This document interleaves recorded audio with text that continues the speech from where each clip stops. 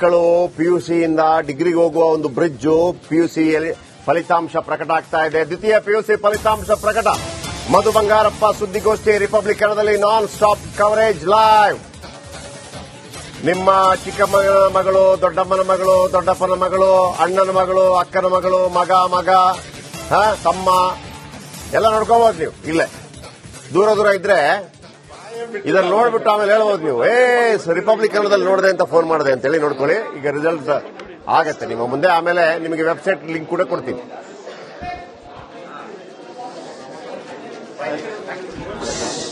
Okay, ಎಲ್ಲರೂ ಕೊಡ್ತಾರೆ ಇವರೇ ನೋಡಿ, ಎಲ್ಲರೂ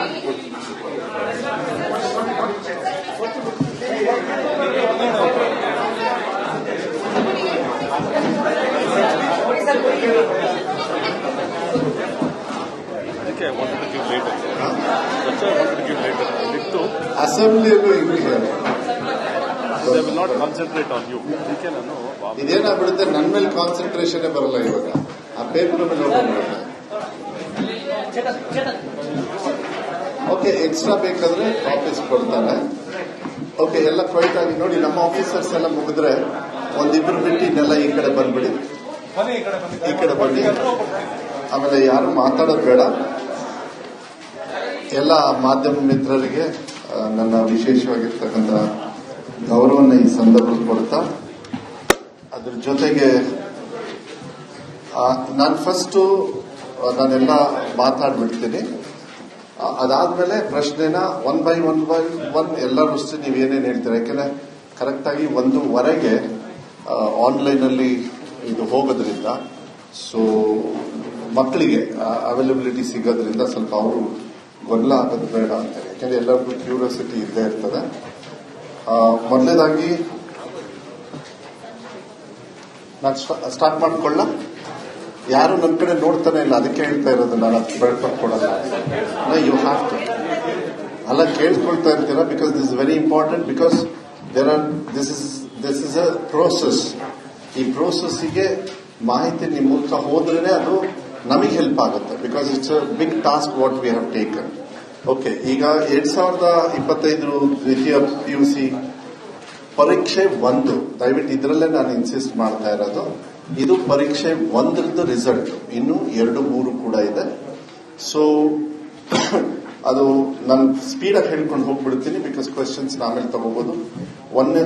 ಇದು 1/3/25ರಿಂದ ಸ್ಟಾರ್ಟ್ ಆಗಿ 23-25 ಒಳಗೆ ಸುಮಾರು 1171 ಪರೀಕ್ಷಾ ಕೇಂದ್ರಗಳಲ್ಲಿ ಎಕ್ಸಾಮ್ಸ್ ನಡೀತು. ಒಟ್ಟು ಅದು ಮೌಲ್ಯಮಾಪನ ಎಲ್ಲ ಆಯಿತು. ಅದರದ್ದೆಲ್ಲ ಡೀಟೇಲ್ಸ್ ನ ಕೊಟ್ಟಿದ್ದೀವಿ.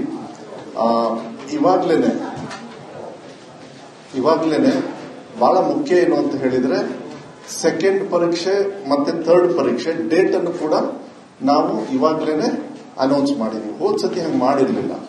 ಹೋದ್ ಸತಿ ಯಾಕೆ ಮಾಡಿರ್ಲಿಲ್ಲ ಅಂದ್ರೆ, ಫಸ್ಟ್ ಟೈಮ್ ನಮ್ಮ ದೇಶದಲ್ಲೇ 2ನೇ ಪರೀಕ್ಷೆ ಮತ್ತೆ 3ನೇ ಪರೀಕ್ಷೆಯನ್ನ 10ನೇ ಕ್ಲಾಸ್ ಇರ್ಬೋದು, 10th ಸ್ಟ್ಯಾಂಡರ್ಡ್ ಮತ್ತೆ 12th ಸ್ಟ್ಯಾಂಡರ್ಡ್, ಯಾಕಂದ್ರೆ ನನ್ನ ಡಿಪಾರ್ಟ್ಮೆಂಟ್ಗೆ ಬರೋದ್ರಿಂದ ನಾವು ಮಾಡ್ತಾ ಇದ್ವಿ. 12th ಸ್ಟ್ಯಾಂಡರ್ಡ್ಗೆ ಅಂದ್ರೆ ಪಿಯುಸಿ ಸೆಕೆಂಡ್ ಇಯರ್ ಪಿಯುಸಿಗೆ ಲಾಸ್ಟ್ ಟೈಮ್ ಒಂದು ಎಕ್ಸಾಮ್ ಆದ್ಮೇಲೆ ಇನ್ನೊಂದು ಎಕ್ಸಾಮ್ ಕೊಟ್ವಿ.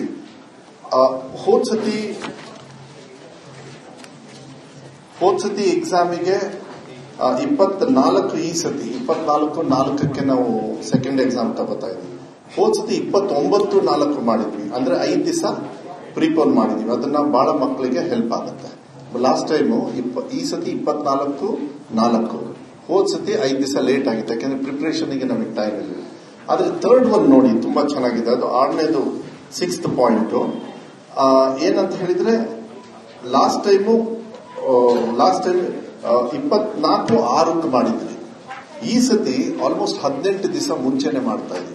18-16 ದಿವಸ ಅಂದ್ರೆ 9/6ಕ್ಕೆ ಪ್ರೀಪೋನ್ ಮಾಡಿದೀವಿ ಥರ್ಡ್ ಎಕ್ಸಾಮು.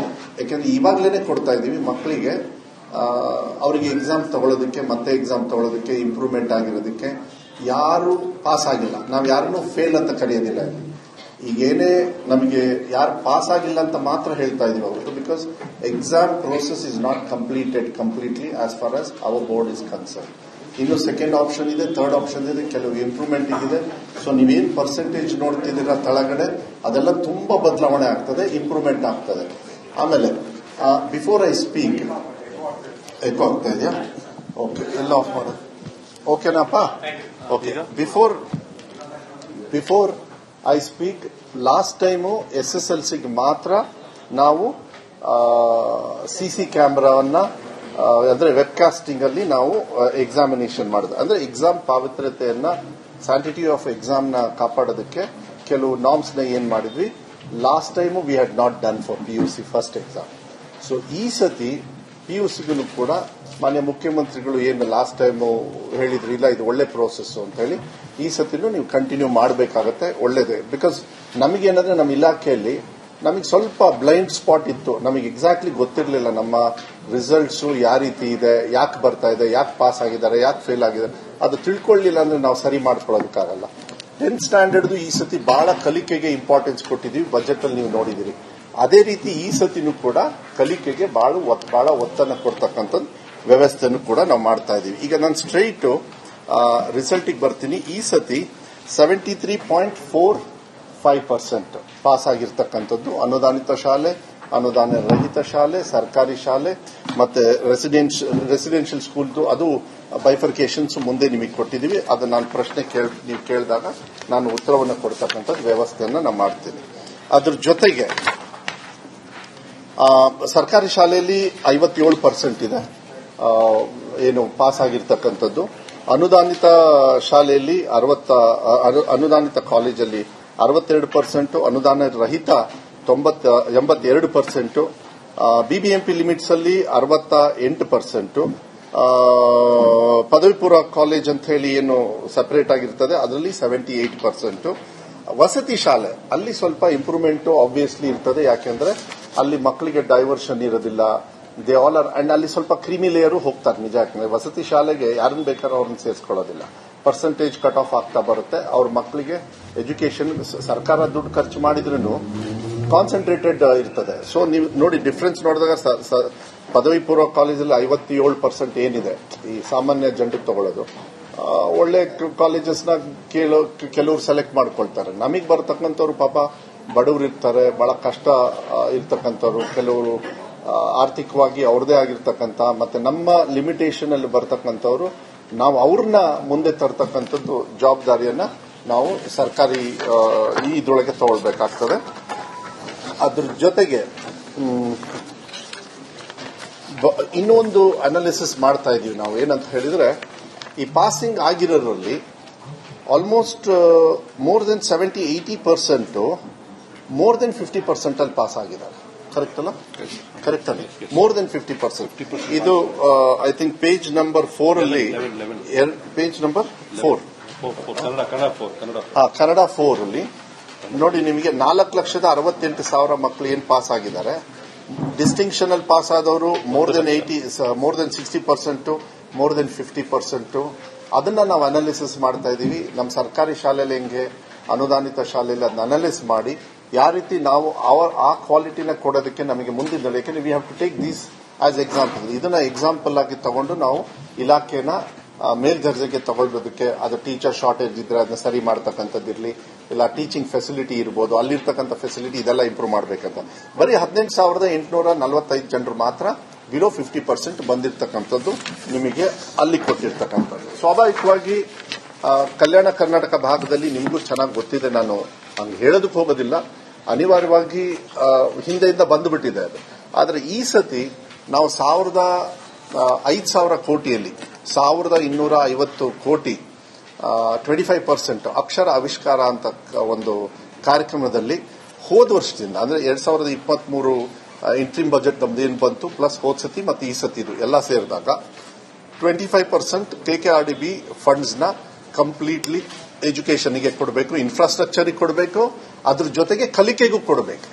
ಕಲಿಕೆಗೂ ಕೂಡ ಕೊಡ್ತಾ ಇದ್ದಾರೆ. ನಾವು ಸ್ಟೇಟ್ ಗವರ್ಮೆಂಟ್ ಅಲ್ಲಿ ಕಲಿಕೆ ಕೊಡೋದಕ್ಕೆ ಟೀಚರ್ಸ್ ಇರ್ಬೋದು, ಫೆಸಿಲಿಟೀಸ್ ಕೊಡೋದ್ರ ಜೊತೆಗೆ ಅವರು ಕೂಡ ಕೊಡಬೇಕು ಅಂತ ಹೇಳಿ. ಇನ್ಫ್ಯಾಕ್ಟ್ 25% ಅಲ್ಲ, I think it might have gone to 37-38% because ಕೆಲವರು ಶಾಸಕರಂತೂ more than 70-80% they have given only for education. ಅವರಿಲ್ಲ ನಾವು ತುಂಬಾ ಹಿಂದೆ ಇದೀವಿ ಅಂತ. ಯಾಕಂದ್ರೆ ತುಂಬಾ ಬ್ಯಾಕ್ವರ್ಡ್ ಅಲ್ಲಿ ಅದನ್ನ ನಾವು ಫಾರ್ವರ್ಡ್ ತರದ್ ಮಾತ್ರ ನಾವು ಮಾತಾಡ್ತೀವಿ. ಯಾಕಂದ್ರೆ ಅದನ್ನ ಮೇನ್ ಸ್ಟ್ರೀಮಿಗೆ ನಾವು ತರಲಿಲ್ಲ ಅಂದ್ರೆ ಅದು ಬಹಳ ಕಷ್ಟ ಆಗುತ್ತೆ. ಸರ್ಕಾರದ ಹಣ ನಾವು ಜಾಸ್ತಿ ಅಲ್ಲಿ ಯಾಕೆ ಖರ್ಚು ಮಾಡ್ತಾ ಇದೀವಿ ಅಂದ್ರೆ ಅವನ್ನ ಮೇನ್ ಸ್ಟ್ರೀಮಿಂಗ್ ಇನ್ಫ್ರಾಸ್ಟ್ರಕ್ಚರ್ ಅಲ್ಲಿ ನನ್ನ ಪ್ರಕಾರ ನೆಕ್ಸ್ಟ್ 5 years ಅಲ್ಲಿ they'll be on top or equal to other places ನಮ್ಮ ಕರ್ನಾಟಕದಲ್ಲಿ ಎಲ್ಲದೂ ಕೂಡ ನಮ್ಮ ಅಸೆಸ್ಮೆಂಟ್ ಪ್ರಕಾರ.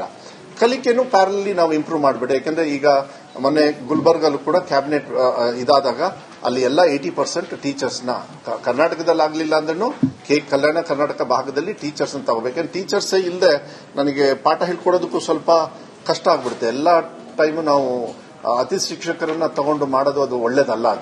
ಅದಕ್ಕೆ ಮಾನ್ಯ ಮುಖ್ಯಮಂತ್ರಿಗಳು ನಮಗೆ ತೊಂದರೆ ಆಗಿದೆ ಅಂತ ಹೇಳಿದಾಗ ಎಜುಕೇಷನ್ ಡಿಪಾರ್ಟ್ಮೆಂಟ್ ಅಲ್ಲಿ ಎಸ್ಪೆಷಲಿ 80% ಏನೇನಿದೆ ಎಲ್ಲದನ್ನು ಕೂಡ ನೀವು ತುಂಬಿ ಅಂತ ಹೇಳಿದ್ದಾರೆ. ಇವಾಗ ಜಸ್ಟಿಸ್ ನಾಗಮೋಹನ್ ದಾಸ್ ವರದಿನ ಮೊನ್ನೆನೂ ಕೂಡ ಮಾನ್ಯ ಮುಖ್ಯಮಂತ್ರಿಗಳು ಕೂಡ ಆದಷ್ಟು ಬೇಗ ನಾವು ಇದನ್ನ ತೀರ್ಮಾನ ತಗೊಳ್ತೀವಿ. ನಾನು ಅಷ್ಟೇ ಕಾಲ್ ಫಾರ್ ಮಾಡೋವರೆಗೂ ನಾವೆಲ್ಲ ರೆಡಿ ಮಾಡ್ಕೊಂಡಿದ್ದೀವಿ.